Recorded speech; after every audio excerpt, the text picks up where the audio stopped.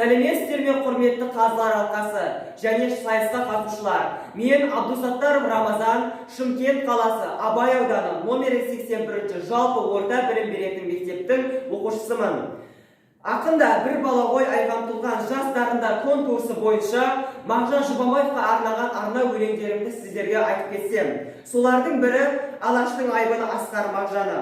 Алаштың айбыны Асқар Мағжаны, осы менен қазағымның бағжанды, өмір өлең жаны жыр Мағжанымның, жарым жұлдыз қазақтың арыстаны.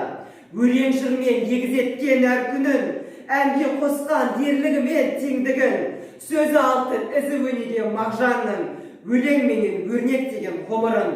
Ойға түйдім ақиықтың жырларын, ақтарылған ішкі сезім сырларым. Ақындықтың арнасына бас қойып, тыңдадым ғой жырлай берем жырларын. Абдусаттар Рамазанның, Мағжанның, жырын жалғап үзбей өтем ардағым. Болмасам да Мағжандайын ер тұлға, Мағжандарша жырлап өтем ер жайым.